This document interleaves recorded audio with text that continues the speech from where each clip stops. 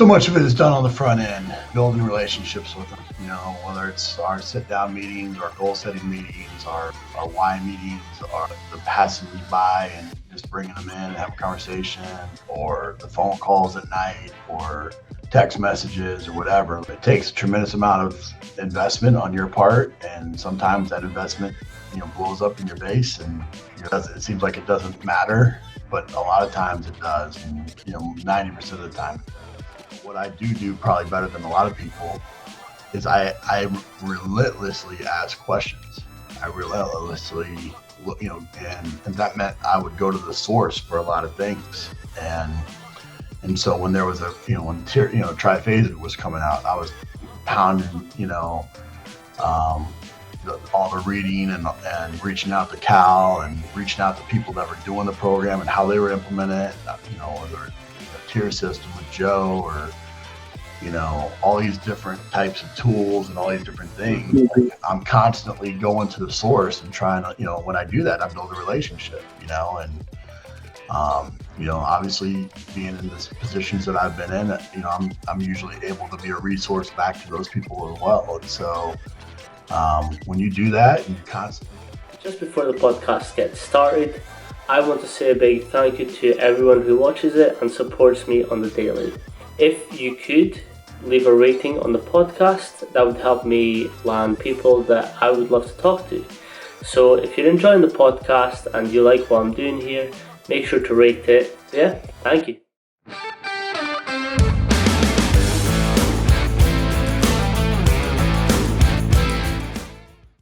Hello and welcome back to PA Chaka.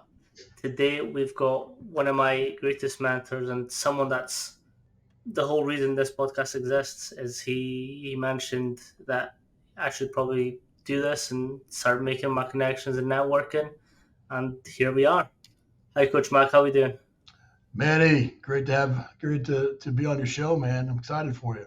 Thank you. It has been hard, and the learning curves that you sort of told me about have happened, and I'm glad that I have been doing this because my network has just spiraled out of control, which is amazing for me.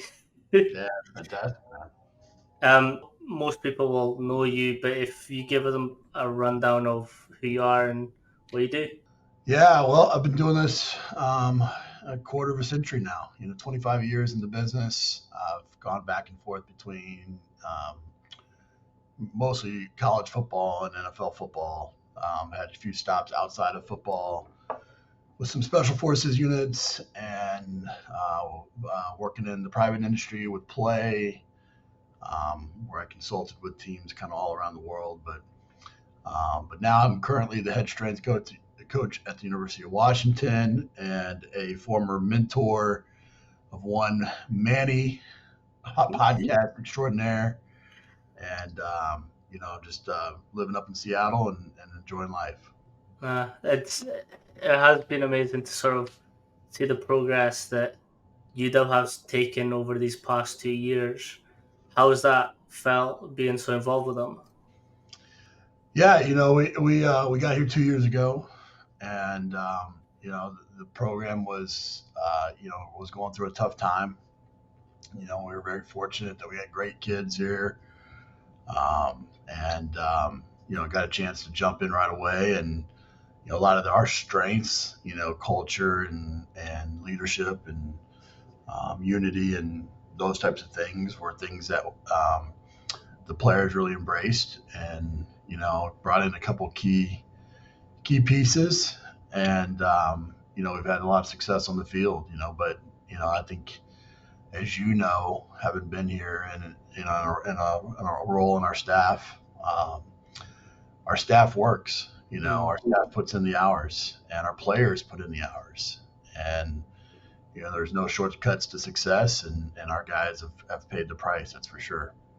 That's actually something that I've kind of been one thing I'm waiting to ask you is, before everyone starts to lift or does like one of the big sessions that we do, you always read out from your leadership guide and you install these sort of lessons into them. How did that come about?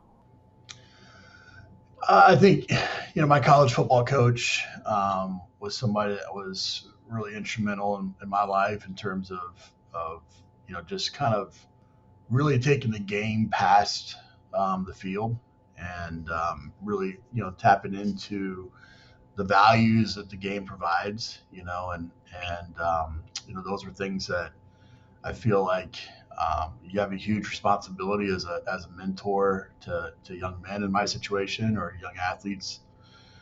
The root word of a coach is to take somebody on a journey that they can't take themselves, and Mm, that's our job is to help them walk a path that they have not walked yet, and part of that is giving them inspiration and motivation, and if you can use stories and um, quotes and videos and things like that to help uh, bring that message to life. I think that's all the more it keeps their attention, and it helps break up the monotony as well. mm. So I think our players really appreciate that, and it's you've kind of arrived as a coach when your athletes start using some of those quotes and some of those stories on their own. What was the best example that you have of that? Uh, I think um, I would use a story of an explorer, and this is a story that I was told when I was an athlete of explorer that set a series of life goals when he was 16 years old, and it was crazy things like you know hunting on every continent in the world and hiking every volcano or non-active volcano, and making a raft and sailing places. It's just this really crazy story of this guy that had written this list when he was really young, but then had accomplished you know most all of it by the time of his death. And I think the idea of goal setting and really holding yourself accountable to Mm, things that you set for your life, and the map that you set for your life. When so many times a lot of athletes they play victim, or not play victim, but they feel reactionary to what happens to them. Whereas that idea of goal setting and being able to go and accomplish anything that you wanted to accomplish is in your control. That was big for me, and I think it was something that I've used through the years that has resonated with athletes as mm. well. That stories on the weight room wisdom, and doing these podcasts, I've sort of learned that all S&C coaches have these like go-to phrases or stories that they tell their athletes to sort of push them and motivate them and to take that next step. And as soon as I finished reading that book, I was like, I thought back to my athletic career and what were some of the things that were passed down to me. And now the one that I've found myself using the most is shy boys don't get sweets, and that just means that if these opportunities will come, but it's up to you to take them and sort of push to get that opportunity. Because if you don't get it, someone else will take it. So like, That, sorry. I said absolutely, yeah. That's a great one. So every time an athlete feels like they can't do something or they're going up for a big scouting event or something, I'm just like, look, shy boys don't get sweets. You either go in, go balls to wall, and just make that opportunity yours or someone else's opportunity for the taking. Yeah, it's a great one. When it comes to sort of the development of your program and how you take interns on, can you talk about the University of Coach McKeefery? Yeah, that was given to me as a moniker that was given to our intern training. I didn't give that to myself, but I could say it though. I don't think that it was a term of endearment when it was given, to be honest with you. But yeah, I think I was very fortunate early in my career that I had two really good mentors that I did internships with that really that I valued, that I feel were pivotal in my development as a coach. And I think the internship has been given really kind of a negative connotation, especially now. But the right internship can be so impactful and pay dividends in so many ways. And so I think it's part on the person that's looking for internships to really do their research and really identify great learning environments, but people that pour into them. But that was always my goal, was to create an internship that was impactful, and not just the X's and O's of strength conditioning. I wasn't trying to teach our interns everything that I knew in my head. I was trying to teach them our program, and I felt like if they understood our program, then that's a really good up. That gives them a leg up in their next rung on the ladder. But I also wanted them to understand that there was so much more to this job than just counting to 10 every day and writing programs, and learning how you're evaluated, learning how to network, learning how to do these different types of things, the relationships that you form in the community that you're in, and how the relationships you form with the athletes. So many internships are filling Gatorade coolers and folding towels, and our interns, as do a lot of extra work as well. But like, we throw you in the fire, like you're thrown in a rack right away, and those athletes are looking at you, and you've got help, you've got people right there to kind of for bumpers to keep you on the straight and narrow, but it forces you to grow up as a coach really fast. And I can personally vouch for that. I think when you go through that, it's life changing. It's life changing, and I think, as you can probably attest to, like, there's typically not an intern that's gone through our program that hasn't come out a much better coach on the other side, and something that they point to even decades later as a pivotal time. And I'm not saying that flippantly, in that, I think it's this mystical thing, but I think we really work hard to try to create a great experience. And we typically, I think the other thing that we do is we don't really shy away from people that maybe don't look the best on paper, people that maybe don't have experience, maybe they don't. I've done this long enough to where I've had hundreds of resumes for internship spots, and a lot of times the ones that look the best on paper are not the best coaches, and the ones that don't look the best on paper end up being phenomenal coaches. And so I think it's what you make with the opportunity. And so we give our interns a lot of opportunity, and those that rise to the top, usually we can help kind of move on in different ways. And it's pretty fun to watch them. I mean, at this point, it's been hundreds of coaches that have gone on to careers in strength and conditioning. I've had most of them on. You've had quite a few. That's right. Yeah. So I kind of wanted to say this because I don't think I've told you personally, but on that mindset of, kind of, it's your program to take advantage of if you want it, like, it's there for you to develop. Obviously, I'm from the UK, and the process of getting there was hard in itself. Border Patrol made sure of that. But when I got accepted, I had 6 weeks to make sure you remembered me and knew who I was afterwards. That was the mindset I went in with.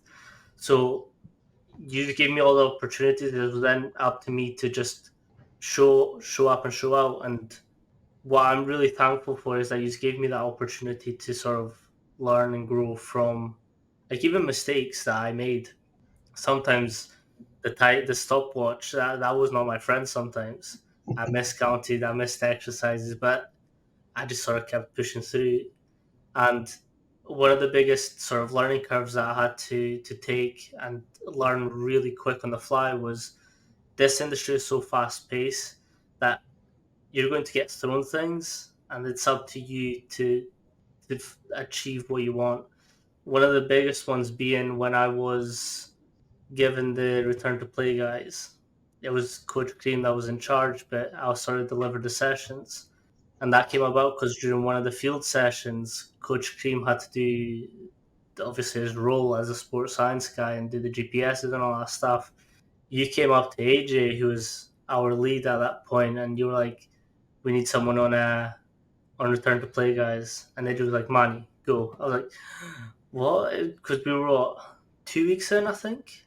2 weeks in, and I was given like these group of guys who still had to go through an intense workout to keep up with the demands. But I was like, I was like, what is going on? Is that something that you sort of introduce a lot of to try and see what level each coach is at? Yeah, I mean, I think you know, at that time you'd done a good job of separating yourself a little bit to where I didn't feel like, you know, that you could mess it up too bad, right? You know, I think, I think it's one of those things that, I feel like when we have all of our full time coaches on the floor, we have them on the field. We have, upwards. I don't even remember how many interns were in your class, but upwards of 5, 6, 10 interns. Yeah, We have 80, enough. 90. Yeah, we have enough coaches on the floor that there's lots of assistance, there's lots of help, there's lots of eyes, and that's kind of my role, right? Is to see, 360 degrees and see everything, um, and so I knew that you would rise to the challenge. I knew that there was bumpers there in case you got it in over your head, and I also think that the way that we set things up here is we put our full time staff mostly with the Pareto principle, like the upper 40% of the team, right? The upper 50% of the team. And then we bring our young coaches in to work with the other 50% of the team or the other 40% of the team. And that it's great because those athletes, they don't know any different. They're coming from high schools where maybe there was one coach on the floor, for everybody. And now they got one coach for four athletes, and so you guys are kind of growing together, and so Mm. you're going to make mistakes, but you're also able to be kind of put into an authoritative position. And by the time you're done, by the end of those 6 weeks, then you might be working with some of our star players just because it's the way it falls into things. But that first couple of weeks, you're drinking water through a fire hose, and Mm. and it's coming at you really, really fast. And that's the part that people don't realize. People don't realize that, they go through, they get their degree, they get their certification, they come out of university and they think that, here, where's my job? I have all the credentials. And, there's a big difference between being credentialed and being qualified. Being qualified is having worked in this environment and understand all the things that go into it beyond just the sets and reps and programming and all that. And it's a very small part of the job. Writing the workout's a very small part of the job. And getting them to buy into it, believe in you as a coach, trust the process, and you've been you were a part of it. You saw, things like extra lifts and special workouts, and those things don't just happen. Mm. Guys don't just show up because you ask them to, right? You got to create the environment to where they want to be there. And when you got that kind of involvement with your athletes, like we do here, then good things happen. And I think it's being in that environment, seeing it. That's the only true way for you to be qualified to be able to get those types of jobs. And unfortunately, I think there's a lot of people that just throw their hands up and they say, "Where's my job?" And then they get frustrated, and there's so much more into it than that, and 100%. I think as well that you make sure that because you've got such a wide network across the whole world, like you try and sort of see where everyone's landing, you kind of push them towards the right people. What's the sort of process in sort of building that buy-in with your interns? yeah, I mean, I think it's time, right? It's what we talk about. You spell time, you spell love, time. What you love, you spend time on, and so we put a lot of effort into training you guys, whether it's AJ on the floor teaching you the nuts and bolts of strength and conditioning, or Zach teaching you kind of the administrative side of it, or Fink teaching you guys the programming side of it, or Ben teaching you guys the sports science side of it, or me coming in and teaching you kind of the philosophy and the the profession. I think we did a good job of working using our whole staff really put time into you guys. And I think what we do, I think, is unique, is by bringing in so many of you guys, we create this little community amongst each other that you guys are learning. You guys are, it's competitive. You guys are trying to outdo one another, right? But you're also learning from one another, and you're talking shop in between, and you know, you're scurrying off and thinking about what you would do differently, or whatever. And those things, I mean, it forms relationships that you can leverage and tap into for the rest of your career. Uh, And me and True spent most of our lunch dates on speaking about what we were just doing.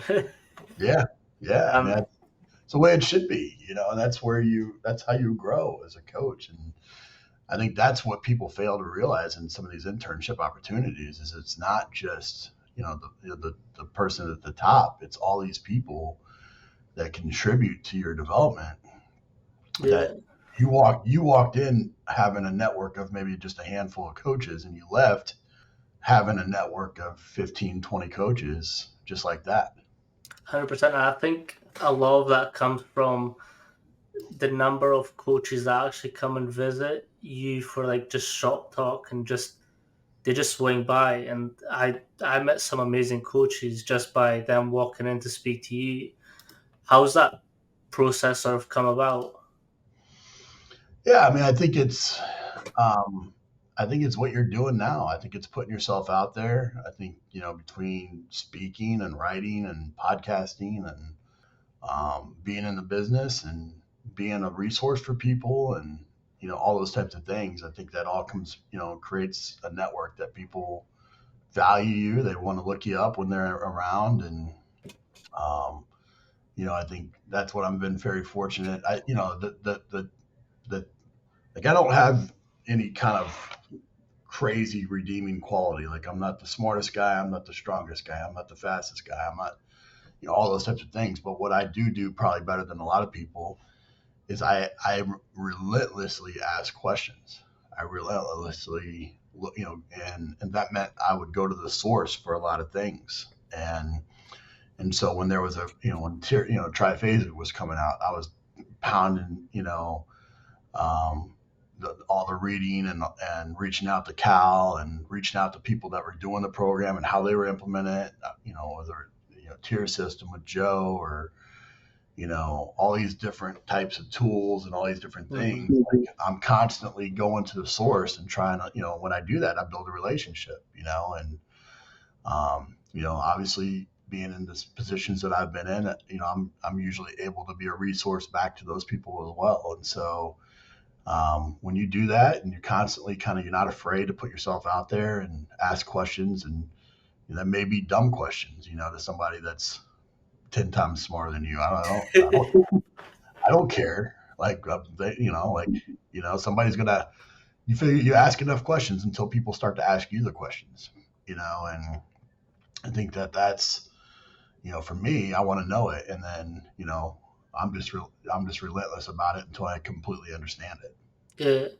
Something that really sort of shocked me to that degree was that you were sort of telling us how you sort of still keep up with the latest research, and you watch videos and on the industry and how to progress yourself.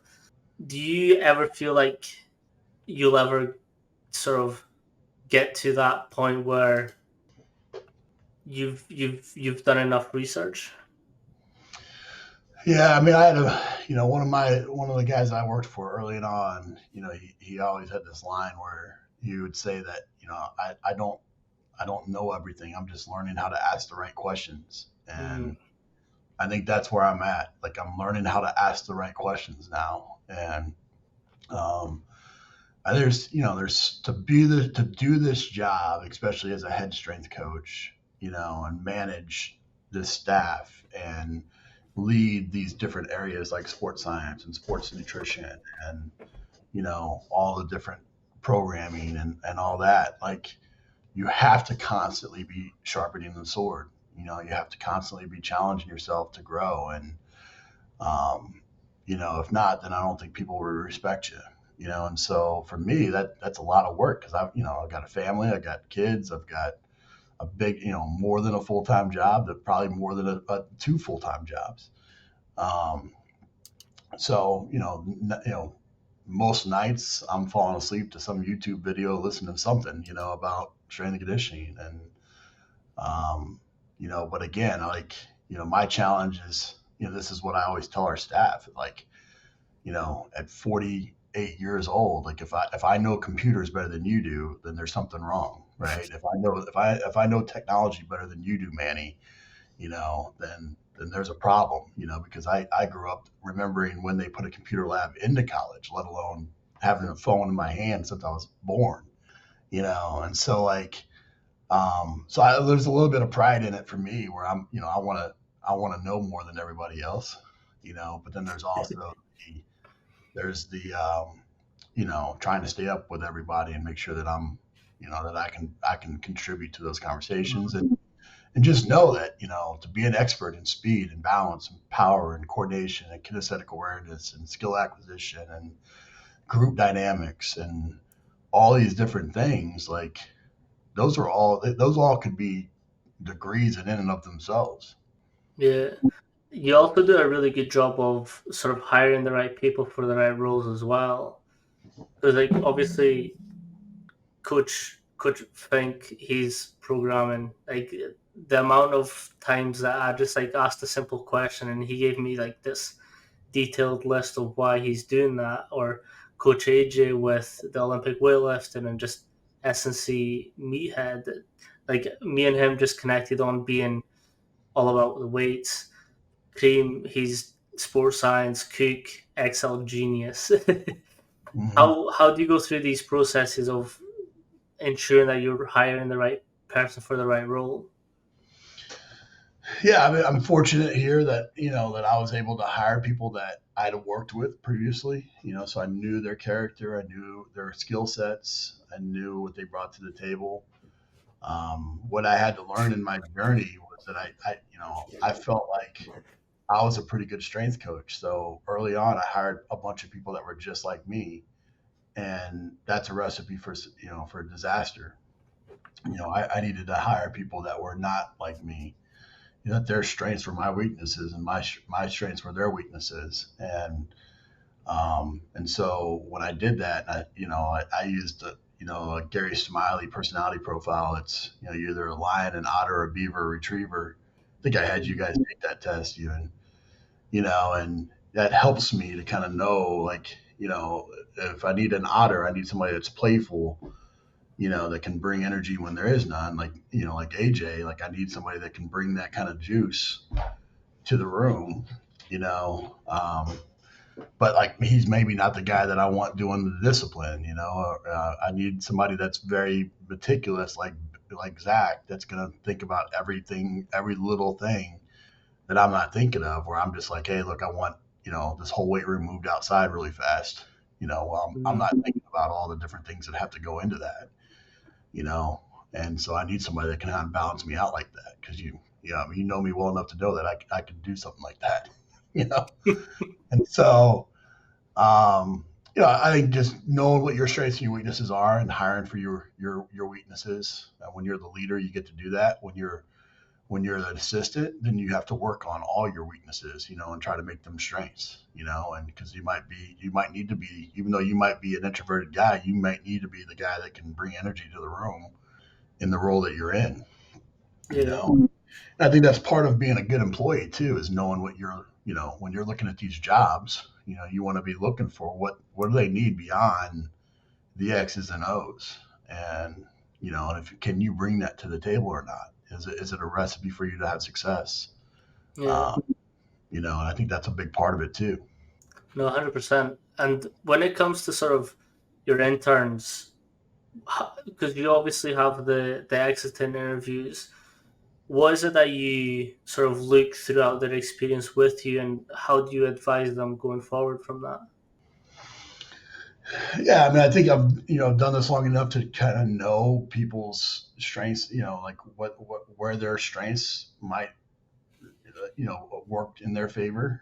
And I think I also have the perspective of there's a lot of different ways to have success in this field, and sometimes, especially when people come here, they think the only success is to be the head strength coach at a Division 1 Power 5 program. And this is a great job. I love it, but I've had other great jobs that weren't at this level, Mm. and I've worked in and out of this industry in various different ways, and so like knowing what's out there and realizing some of the other challenges that come with it, right? Like I've had to buy 5 houses in my time. That's not an easy thing to do. I've had to move my family, across the country and back.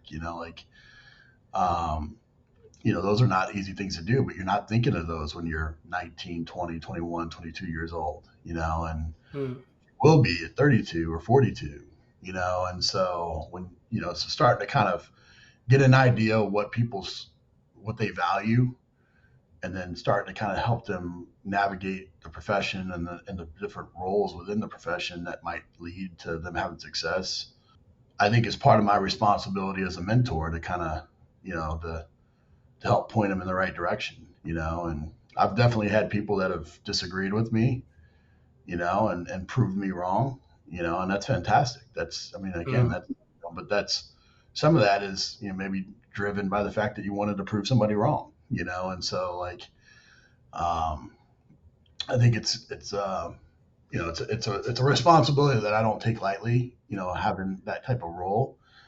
Um, but I also value, I want everybody that comes into our program to have success in some type of way, and helping them navigate that, I think is important. Yeah. Like for me as well, like I found that when I had mine, I was sort of lost for what to do when I got back. Because obviously the sport world here isn't what is across there.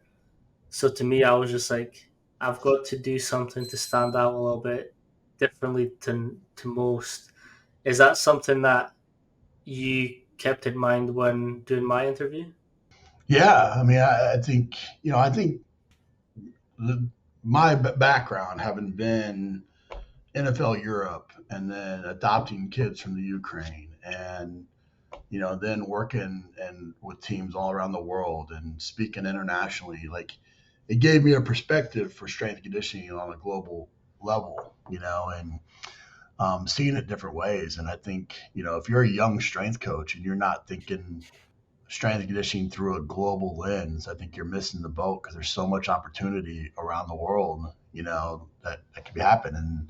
And the fact that you've seen this at this level, at this intensity, at this um, resourced environment, gives you a perspective that many people, where you're from, don't have, and so I don't, you and I both still don't know how that's going to happen. Like, you don't know Hmm. how they're going to use that just quite yet, but it's already started to kind of give you perspective and goals, and an understanding that you're not going to be kind of in this small box, that you might have been in beforehand. And so um, I think for you it was okay. You're going back to where maybe there's not as many strength and conditioning resources, and so how do we create an environment where you can continue to learn? And that's where the podcast idea came from, and staying connected, and how do you maybe take some of the resources that you have created in the United States and bring them home, Mm. and and bring people to like myself and others. Maybe you bring them back to your area, and you create this kind of strength and conditioning community that way. You never know where you take it. Yeah. And I think I'm excited for you. You and I have talked about it, but I think this, for anybody that's listening, I think that that's important, right? Is finding, stepping outside of your comfort zone, because there's no growth in comfort, and and really challenging your ideals, and then coming back and figuring out a way to kind of make where you're at great, and 100%. As well as like, so I've recently discovered the power of LinkedIn. and I got the trial for free for a month, and I've just went ham. Like I've added as many SSE coaches from America and around Europe, Australia, and just like anywhere that I could find, some Hong Kong as well. And like everyone's so quick to connect with each other. So like I always just drop them a quick message to say hello, I appreciate your connection. Can I prick your brain? And I felt like I've developed a lot as an S&C coach just through having these interactions and speaking to different sort of sources on how they do it, how they program, how they think. A lot of the guests I've got coming up have been LinkedIn sort of connections. And I Yeah. think when you told me that start networking and just see where it goes from there, do the podcast, the thing that I kind of want to eventually achieve in here is like having a facility where people sort of come in from all over and just do what you essentially have. People come over, just chalk it up, and then just connect that way, and just do some great coaching as well. Yeah, I think it's awesome. That's again that you have just because you've done a little bit more work than the average person, you've created a network that a lot of people that were in your community could only dream of. And it didn't take that much. To you just had to put yourself out there. And whenever you lift other people up, usually that comes back in some way, shape, or form. So you putting people and giving them a platform is lifting them up. And so they're naturally kind of indebted to you in some ways. And so you never know. Like I did my podcast for I think I can't remember if it's 5 years or 7 years. I can't remember what it was. It was a long time, um, but like still to this day, I have people that come up to me and talk about episodes. And that's to me that's really cool. Mm, And you'll have the same thing. I hope so. Like that's for me. This is just like two coaches just talking up. Like I actually forget that we're this is getting posted somewhere. But I do like it because it also gets me it gives me a challenge to sort of keep up with what everyone's saying and think about my views and their views and how do we sort of connect in that sense as well, which is quite cool. I had Sitchin McDonald on. He's Seattle as well. Um, he's at Max SC, um, and he has this philosophy where you can disagree, agree with a coach for like 95% of things, but the 5% of disagreements is how good coaches are made. Because if you can disagree on the five but find some common ground or some way to communicate those disagreements together, helps you grow as a coach. Yeah, 100%. I mean, you and I mean, that's one of the first things I told you guys in your internship and University McKeefery lectures was, there's all kinds of different ways to do this, and when you're principle based, you can have conversations with people, and find common ground. When you talk about overload, well, you might do overload differently than I do overload, and I might think that yours is a little bit more risky than the way I do it, but we can have a conversation about it. But if you're triphasic and I'm super slow training and we want to fight that battle, then that's silly, right? Mm, And you don't learn from each other. So I always try to take the good and leave the bad, and getting different perspectives. I mean, there's been so many times, especially doing podcasts, where there was a guest that I wasn't, maybe not as fired up to have on, because I didn't really agree with maybe what they were doing, or didn't really know much about it, or whatever. And almost every single time I did that, I learned something from those people. mm, I took something away, and so again, the more that you feed information, it doesn't mean you need to take it, doesn't mean that you need to go pound the drum for it, but having dialogue and challenging your ideals, you never know when you might use that. I think I told you guys this story, but I always use the example of when I was working in China. They took all the equipment out of the weight room because I told them I wanted new bumpers, and they thought that I said I didn't like the equipment, and so they took it all out, and we had to train a rowing team with nothing in there, and so if my program would have been based on machines, or if it would have been based on, Olympic lifts, I would have had a really hard time training the team for, however many days. But instead, we used man resistance, and we used time under tension, and we used, tempos, and, we crushed them, and Yeah. so, so you never know when you might use something too, Yeah. so The way I'm wired, and when you told us that story, I went home and made programs solely based on manual resistance and time under tension. Because for me, I was like, this is actually a strong possibility that I might walk into a weight room and there's no weights. So yeah, what do I do then? And then I kind of didn't want to be caught off guard if you asked us to do it. So I was like, right, home time, create as many programs as you can under these conditions. yeah, yeah, sure. um, when it comes to athletes, how do you ensure that the buy-in and the sort of program is being run the way that you see best fit? Yeah, I mean, so much of it is done on the front end, building relationships with them. Whether it's our sit-down meetings, our goal-setting meetings, our why meetings, our the passing by and just bringing them in and have a conversation, or the phone calls at night, or text messages, or whatever. Like, there's a lot of work on the when people don't see. That's when you're building this buy-in, so that for that hour that you have them in the weight room, that they'll do what you want them to do. And it takes a tremendous amount of investment on your part, and sometimes that investment, blows up in your face, and you're like, how, it doesn't. It seems like it doesn't matter, but a lot of times it does, and 90% of the time it does. And whenever you invest in guys, and you really invest in them in their life as well, then getting them to go do a set of 8 is not so hard. Mm.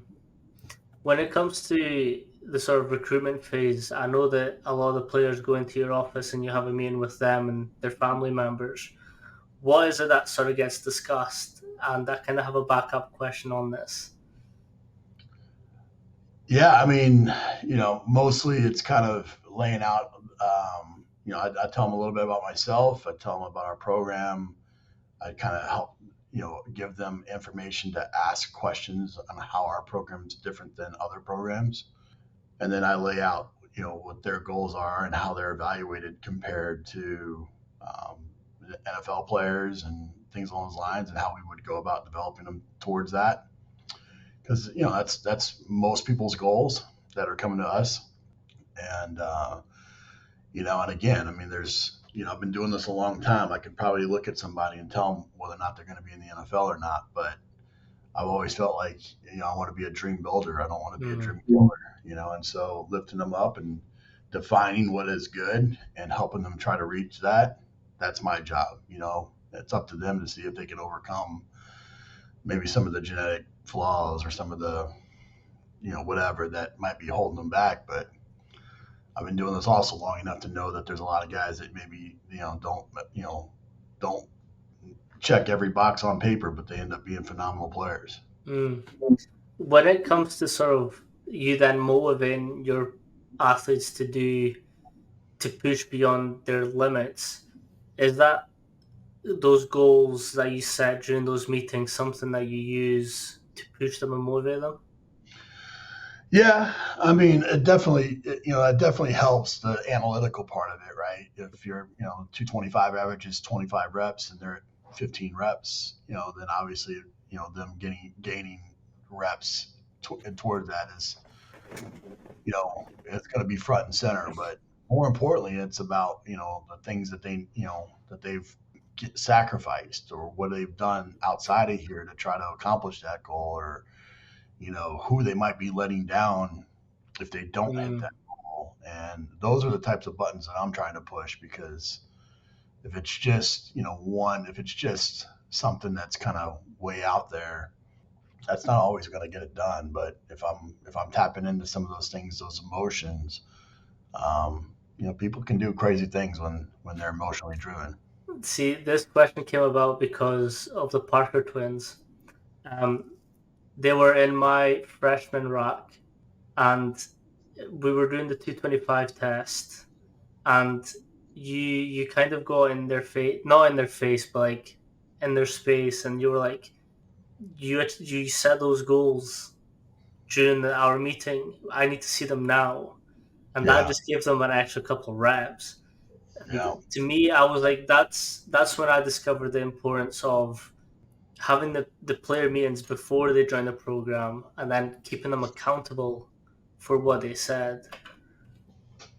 Yeah, that's a big thing. If you're going to go and you're going to set a goal, and I'm going to be a part of that, then you know, that human nature is one that when you're uncomfortable, it's hard to do it, right? To push through it. But that's part of the role of being a coach is helping people get past Mm. those obstacles. And sometimes that requires you to get up close and personal with dudes twice your size. Triple That's in my case. yeah, okay, right? I mean, but as well as I do that those guys like they appreciate that. They want to be pushed. They want to be great. And obviously you got to have the relationship built up to be able to do that, Hmm. right? And so, um, yeah, I mean, there's so much that goes on beyond just that 1 hour of training or those 2 hours of training.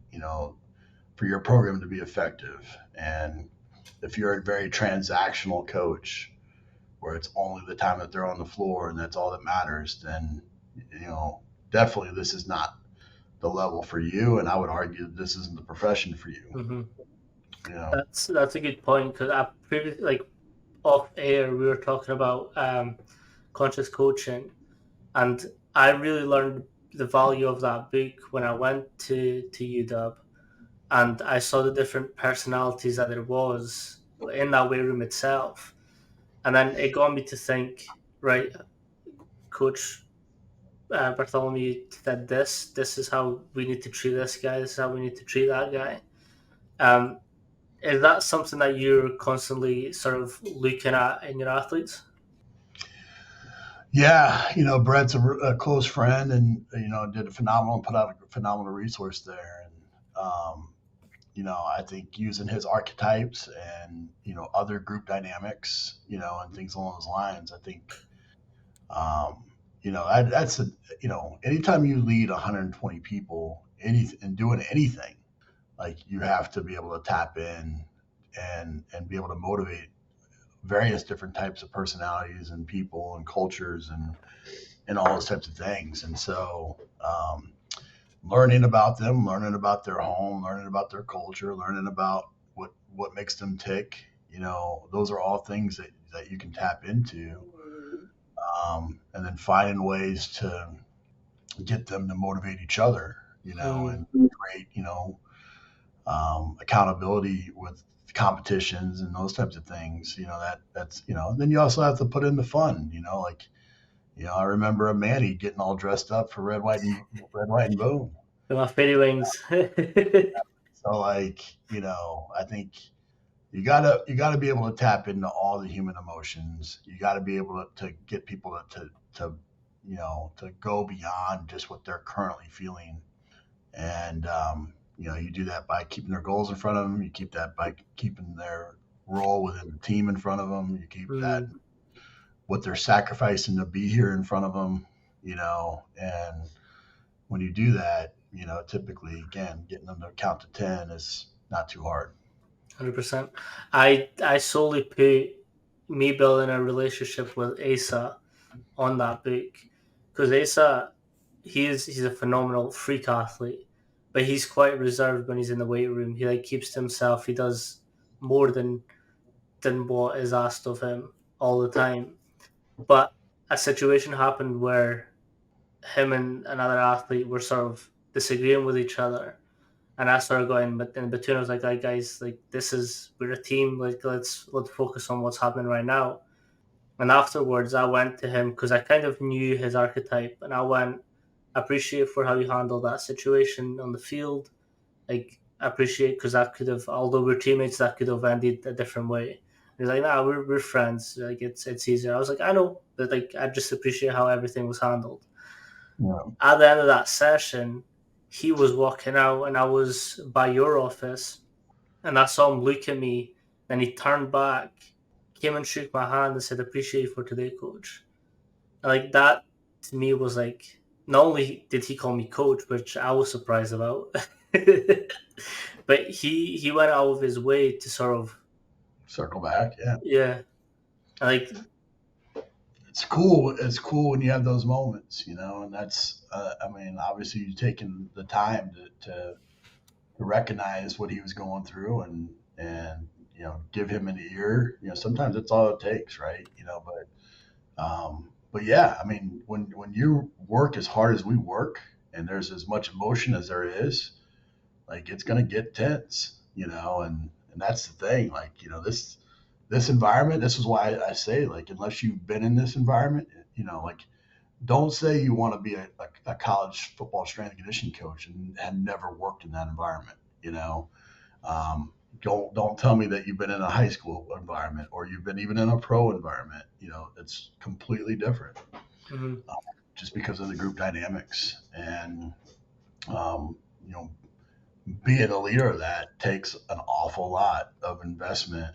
You know, um, from knowledge, from your emotional, ties, your stress levels, all those types of things all factor in. And so, um, people wonder why people get paid what they get paid, mhm. or it takes as long as it takes. The hours that you have to, it's because you're doing things like that. And I think Ali's been on the podcast as well, and she kind of alluded to how much actually outside of work that she communicates with athletes that are coming in or athletes who are currently in the program. How important is that for you as well? Yeah, I mean, there's really not time off. Like, I don't have time off necessarily. I think, some people will say that, and or people will say that people wear that like a badge of honor, and that's a negative thing, and all that. But like, my family is integrated into what I do. Um, and this is just a part of it. Like, this is, again, it's the old adage: if you don't love what you do, or if you love what you do, you don't work a day in your life. I mean, Mm, it's got to be a part of who you are. And so if you're looking for vacations, if you're looking for a definitive, this is work time, this is not work time, and all that, then this is probably not the role for you.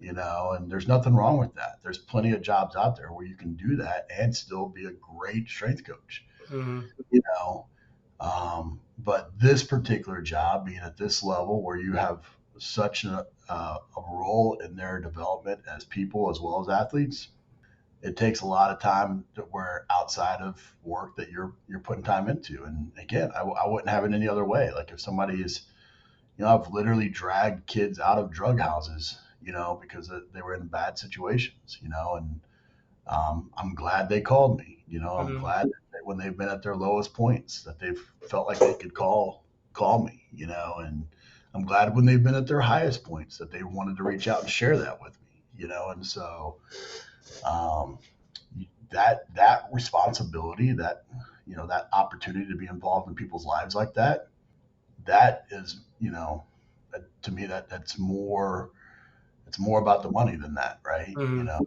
And so, it's more of a calling for me, and I'm a faith-based guy, so that it falls into my faith as well. But, like, for people that are going into this, it's, if you're very, if you're very protective of your time, protective of your space, then I think it's important for you to get into that environment and see if it's really right for you. You know, Yeah. you either get charged up by it or you don't. And again, it goes back to what I was saying earlier about the power of an internship. Not doing something. Think about the money that you save, and that the time that you don't waste by figuring out, hey, this isn't for me. And 100%. I've had people. It's actually, the other day I had a former intern that came and did an internship with us, did a great job, but then, at the end of it, he's like, this isn't really for me. I'm going to be a cop. and he left, and he ended up coming out here to Seattle, and he's a highway patrolman out here in Seattle. And I didn't know that, and he looked me up and came in, and and again talked about how that internship was pivotal in his development as a person, and how he uses some of those lessons even in the job that he currently has. And to me, that's, again, when you get in that environment, that's, like, internships get this bad rap, but they really are super important. 100%. And I attribute my whole success and what I've been up to since then because of the sort of hard lessons I've had to learn while at that internship. Like, I know, like, I invested to go across there. Like, to me, it was out of pocket. It was, no one paid for it. It was solely me. But the amount of knowledge that I gained from that and the experience, I saw it as the biggest investment for my future because I was under some great coaches, and that was the only way I could flourish in this industry. Um, Yeah. what's your sort of most memorable moment as an S&C coach? I mean, there's so many. Um, it's hard to pick some. I mean, the ones that stand out are obviously the ones where the athletes changed over time, that were very resistant early on, and end up standing, being willing to stand in front of a bullet for you if it came to that, right? The one I typically share is, I had an athlete we were oil and water all the way through his career, and I felt like I didn't reach him. And then, 5 years later, after he had court mandated military service, he came in and had his military uniform on and was crying and gave me a big hug, and told me that I was the only person that wouldn't put up with this stuff, and, so stuff like that. I mean, that, to me is what it's all about, ultimately. And I know that sounds cliche, and I think there's a lot of people out there that you know, will, want to talk about, the time, the lack of investments, or again, I mean, I think you got to be in it for, the way that I always compare my job is that I would have, if I didn't do this, I would have either been in the military or I would have been a gym teacher, and making whatever money they make, right? And as long as I'm making a little bit more than that, and I get to wear shorts and a t-shirt to work every day, I'm pretty happy, and and I think, again, to be at this place like this, or any college program, and have those kind of responsibilities, you get a lot of really cool moments, and you get to make an impact in a really cool way, and you get to expose your kids to really cool people, and you get to network and build relationships with people all around the world, and those things are priceless. Yeah. So what's one piece of advice that you'd give a young coach, Mark? I think, for me personally, I think it would have been, that not to get too wrapped up in the pride of the highest level. Like, you couldn't have told me that I wasn't going to be an NFL head strength coach when I was early in my career. And, once you get to that and you reach that, and, it's phenomenal and it's great and all those types of things. But I've been just as happy working with, you know, Eastern Michigan as I was, running an NFL team, or, um, being at the highest levels. Like, I think, really figuring out where your passion is, put yourself at wherever you can fulfill that. Um, Not to be in a rush, to make sure that you don't miss steps, but also, kind of like you said, make sure that you're not staying past the time that you need to stay either. I think there's too many assistants out there that are okay just being assistants, and or aren't confident to put themselves out there, and so I think you gotta challenge yourself. Mm-hmm. And I think the role of a head strength coach versus the role of an assistant strength coach are two completely different roles, and different jobs. And so you gotta figure out what you like in that too. But I would tell people that, figure out where you want to be, don't get caught up in the pride part of it. I mean, I could have very easily made a name for myself being a high school strength coach and speaking or podcasting or doing things like that, every bit as much as I have as a college strength coach or pro strength coach. And I think, figuring that out and then filling the money bucket, the pride bucket, all those other things, other ways. Yeah. What's one piece of advice that you would give new S&C coaches coming into the industry? I think that, but I think you got to find a mentor. Mm. I think you got to find somebody. You got to tap into a network. You have to um, be able to bounce ideas off somebody. From programming early in your career to, I mean, it's my book, right? It's the CEO Strength Coach. I mean, to be a great technician early on, you need somebody for that, right? You need somebody to teach you how to be a better manager, and then you need to have somebody teach you how to be an entrepreneur and forward thinking and constantly sharpen the sword and putting yourself out there like podcasting and things like that, and um, if you find mentors in that and you constantly take action, I think that's the next thing is taking action. Mm-hmm. Um, Shy boys then don't get sweets. the shy boy don't get sweets. Exactly right. I think that's probably one of the best things that you've done with this is, I mean, I told 3 or 4 of you guys the same thing, and you're one of the only ones that took action. Mm. Um, and I would argue that you've taken a big step, maybe over some of those guys, and so like, um, take action, continue to grow, always challenge your ideals, and I think that's probably and not be and make the big time where you're at. Don't get caught up in the next step. Make where you're at great, Mm-hmm. and if you do that, then you'll find as long as you're networking and doing those types of things, then opportunities will find you. Yeah, and I think that what we previously discussed something that I've hopefully got coming up, and that's came just from networking and just sort of building these connections. What's the best way that you would advise someone to reach out to coaches or do their research on the coach? Yeah, I mean, I think what you're doing, LinkedIn, and like Brian Mann always has a good quote where he's like, I get 100 emails every day, but I get 5 messages on Twitter. Mm, 5 they don't, maybe where they're active, where they don't have as much interaction, but I think being really intentional with your interaction, don't just give, hey, I'm so and so, and I'm a new coach. What would you tell me to do? Be more like, hey, look, this is where I'm at. This is what I'm thinking is the next step. What's maybe a step that you took that would be similar in my role, or I know you went from this stage to this stage. How did you make that jump? mm, Be specific about the questions that you're asking.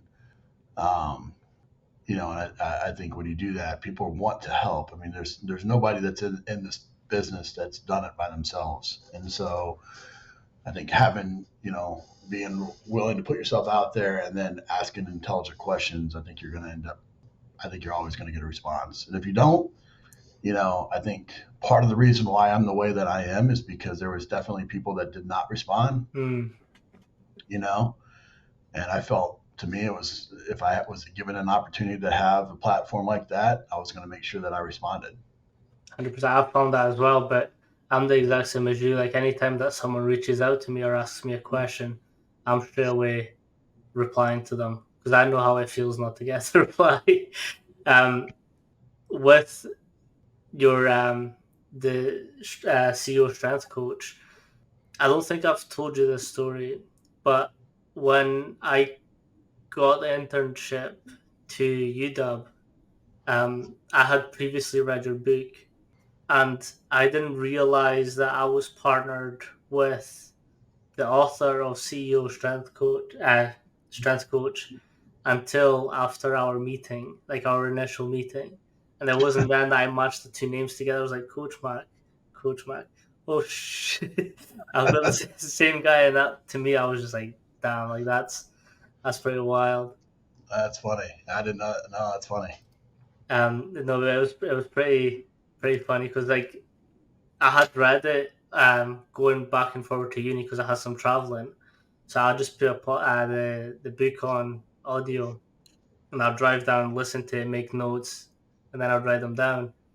And then when I go, because I was originally meant to go to Fresno because that's where you were, but then you went to UW and you sort of took us on, and I was like, Coach Ron McKeefery rings a bell.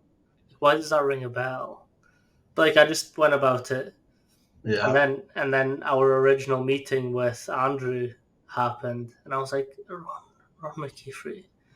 I put it to the back of my head again, and then when I was heading out there, I put on the audiobook again because like I wanted to like optimize my time there, and I was like, Ron McKeefery, Ron McKeefery. Oh, okay. That's funny. Yeah. I mean, again, I think, um, I tell people all the time that there's a big difference between Ron McKeefery and Coach Mac. Ron McKeefery is, more introverted, more reserved, more, you know, um, we'll do things like write a book and things like that, right? And then the Coach Mac is, the guy that runs around with his head cut off and screams at everybody, and um, I think you gotta, as a coach, you gotta find that balance of how do you protect yourself, Mhm. right? Protect your and have this kind of not alter ego, but this kind of person that you become. I'm not saying to be an idiot, but I'm saying, you know, like, um, like my natural instinct isn't to put myself out there. It's not to be gregarious and speak Mhm. in front of hundreds of people and all that, but that's part of it. If you really want to, if you want to separate yourself in this crowded space, and you have to do things like that, and same thing if I can't tell you how many coaches have told me, "Oh, I'm not a good public speaker." Well, I get up and I speak in front of 120 guys every single day, and it's not something that if you would have asked me when I was in your shoes, like, do I want to speak in front of 120 people every day? I would have said, no way, no how. But like, that's what I have to do, Mhm. And so I think it's a good lesson for coaches as well that all those things that you think that you don't need, you know, the reason why I named that book CEO Strength Coach is because if you develop those skills, those are the same skills it takes to run companies, you Mhm. know, and I think it's a big job, whether it's managing a big budget or managing a staff or group dynamics of hundreds, 100 plus people, or vision casting and goal setting, or all these different things. Like that's why I've been able to do things outside of strength conditioning on a high level as well, because I just take what you do in the weight room every single day and apply it. Yeah. Uh, I'm sort of similar. So when I get nervous, or when I was younger, especially, I used to have a really big stutter. Like, especially because like I'm Portuguese, so I learned Portuguese and then had to come to Scotland and learn English. So I had this really bad stutter where I couldn't do a lot of sentences without a big stutter in between. And it wasn't until I started coaching and teaching classes at a local gym that I just completely gone. And I think that was the development of the uncomfortableness that we've been speaking about. Is like I had to be uncomfortable speaking to like in front of 5 people, which then just completely removes that stutter. And I do think like you create these like little pockets of personalities when you're coaching, and that was one of the biggest things that coaching has helped me with personally. Yeah, totally. I think that's maybe one of those lessons as well for most coaches. They get in and there's some aspect of it. Maybe they're doing well in five things, but that sixth thing they're doing not so good in, and then that's enough reason to kind of give them a push out of it. And everybody's got something that they have to work on.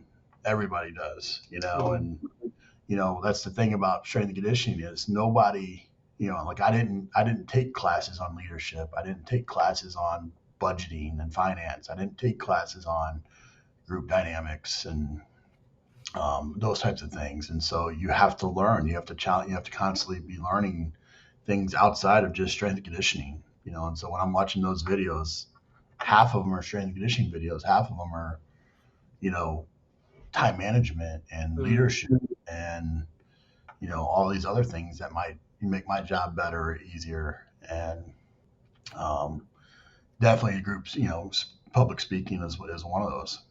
I still use Trello. Yeah, that's good. I do have one last question. Can you Yeah, explain swag and what that means to you? like swag. Oh, Yeah. yeah, yeah.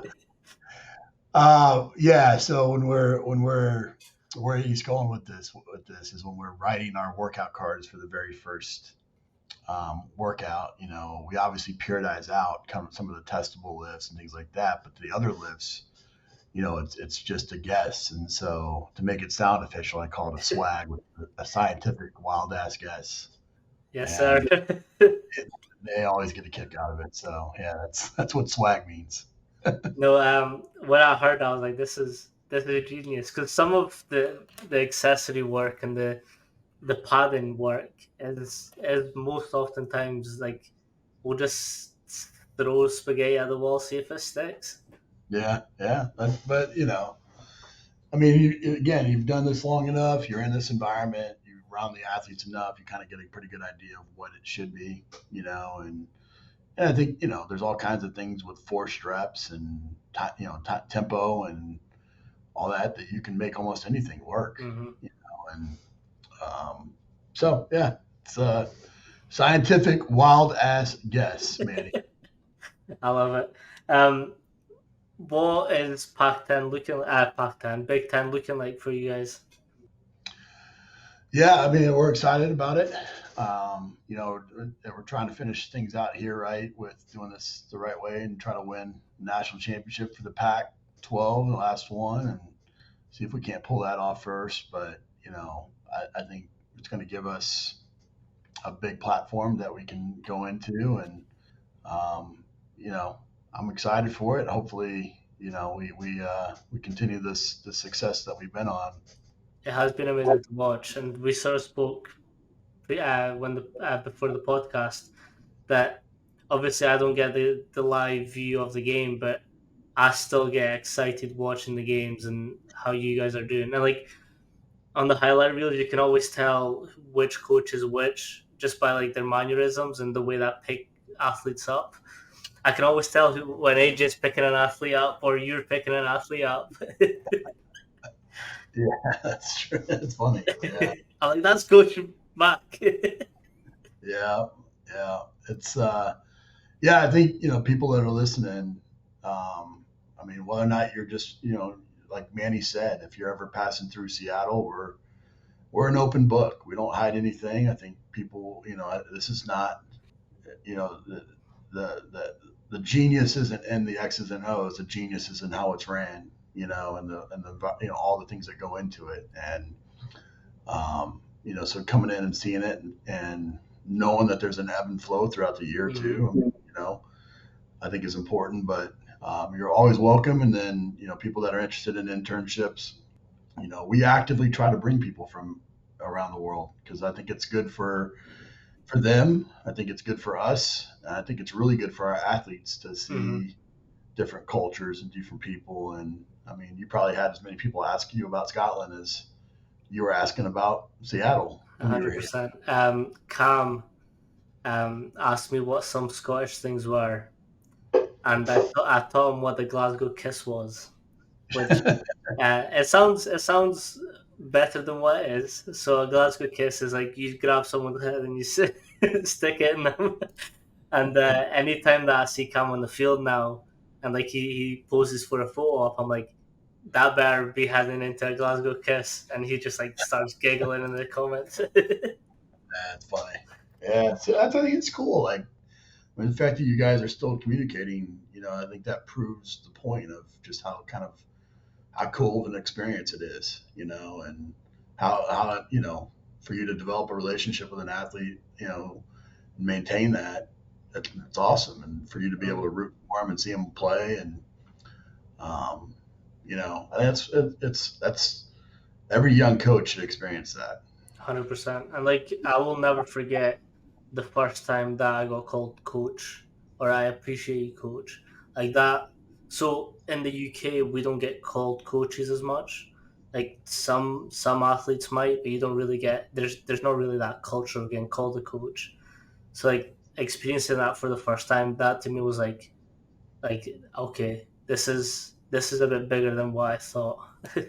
Yeah, yeah. It's a term of respect, and it's a term of it's a noble profession, and I think that's why it's such a big deal.